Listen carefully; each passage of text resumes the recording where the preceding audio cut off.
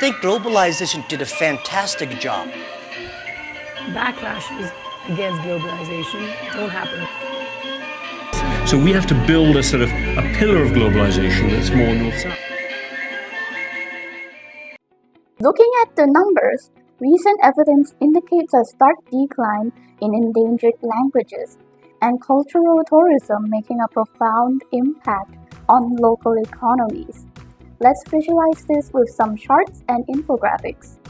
Again, these aren't just numbers. They represent communities, traditions, and stories at risk. It's a call to action to address this problem on a global scale.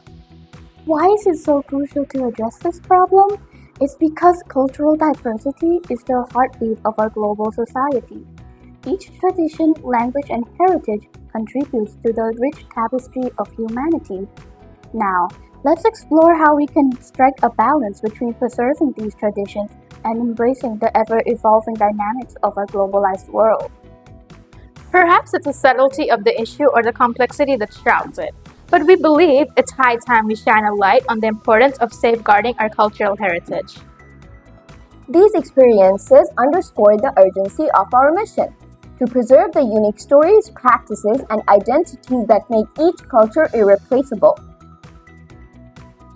Now that we've established the gravity of the problem, it's crucial to acknowledge that this issue often flies under the radar.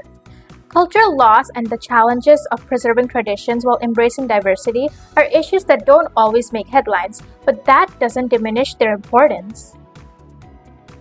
That's right.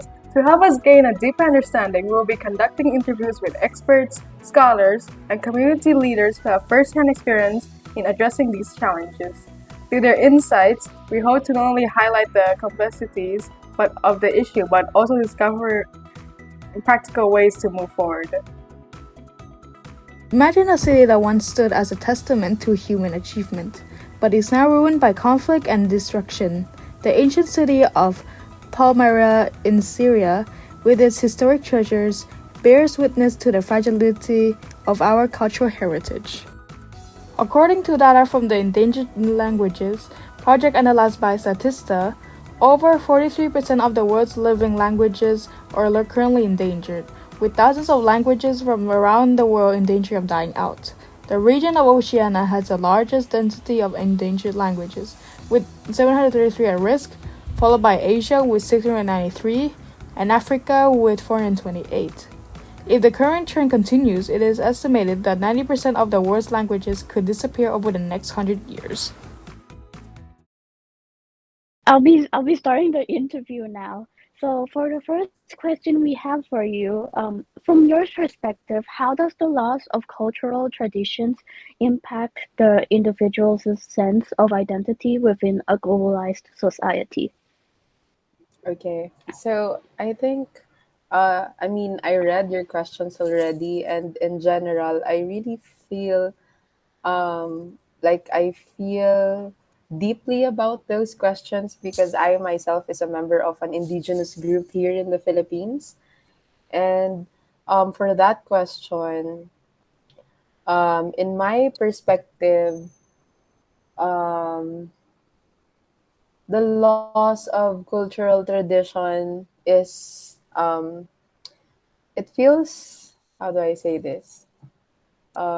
See, it's really hard to put it into words because um, I think when culture is what defines a person's everyday life, uh, with with regards to how what one person believes in, or even the language that he or she speaks, everything is actually somehow tied up in culture. But because of the fast-paced change of things, technology, with with basically internet, with how fast things go, I think there is somehow a uniformity in terms of how people react, how people behave, in which the culture that a community has already begin to fade away, something like that. So, for example, on the internet, you're expected to be somehow prim and proper, to look like to look like, I guess, westernized beauty. Who are the artists in the internet? I don't know, Blackpink, or the big faces in the internet, in TV. Even the youngest of generations see those image, and because of that fast paced, because of those information, people tend to forget the way they dress their own. Like in here in the Philippines, when you go to the provinces, they don't wear their own clothing, their own community clothing anymore. You won't see them as much cooking their own food, because they I guess they'd rather, some of them rather choose going to fast food chains like McDonald's or Jollibee. I think Jollibee's not yet in Thailand, but yeah, the case is, I think it's really sad that the impact of a globalized society is actually diluting culture. It's like degenerating culture into something like a distant dream that is starting to be forgotten.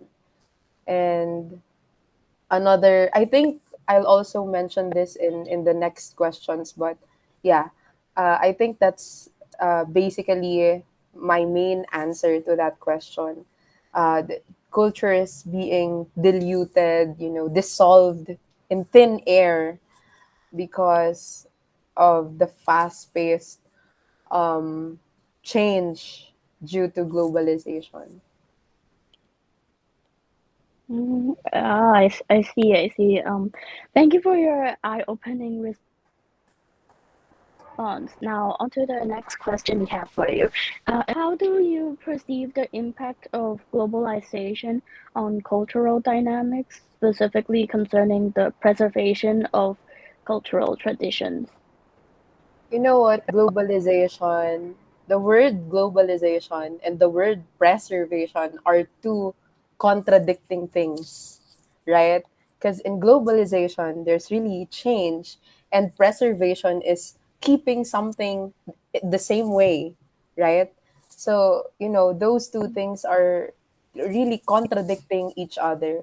So, I guess um, globalization, in terms of preserving culture, I think globalization does not help at all, especially what I see at this point at this in this day. Globalization, as what I said a while ago, it really is being used to drag away culture, so which is a sad thing. So yeah, I think since globalization and preservation are contradicting one another, it really does not help in preserving culture at all. Mm, I see. Thank you yet again for sharing another insight. What are the potential consequences of losing valuable cultural knowledge due to the fading traditional practices? Yeah, I think the worst effect that globalization has toward culture is the people themselves having that culture feels ashamed of that culture because they feel different from the world around them. It's like they feel detached uh to the society because they feel different. They don't feel empowered. They feel powerless. People feel like they cannot exercise their own culture anymore because they feel perhaps shy about it. I can see videos of, let's say, Koreans or Filipinos, hating their own food in America They won't eat kimchi anymore, for example, because they're shy of their own what they have with their own culture. So I think that's sadly, I think that's the most demoralizing thing about globalization. When you see people, uh, being unempowered because of the society around them. I see, I see. So, sorry.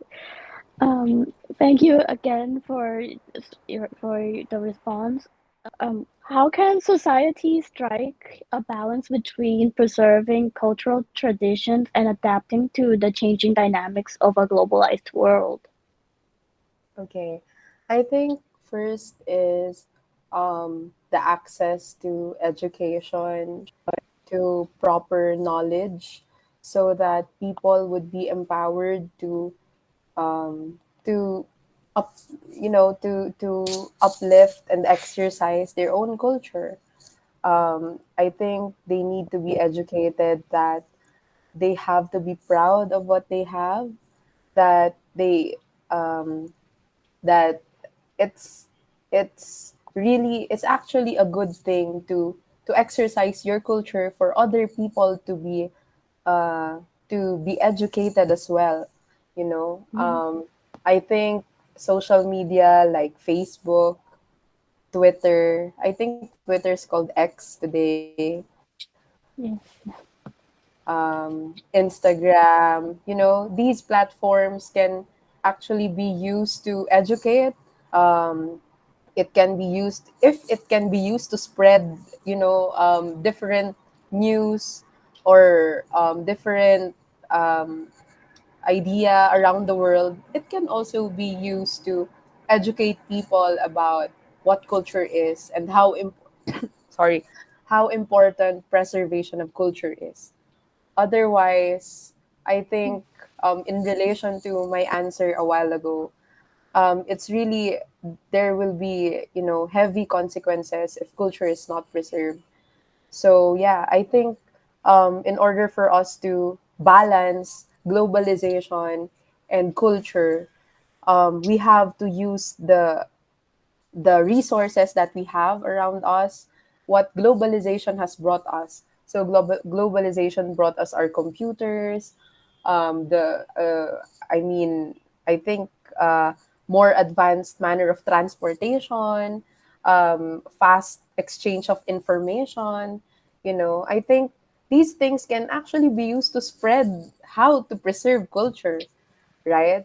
So yeah, I think in that way, even you guys who are still young and studying could actually contribute to that plan if we could do it.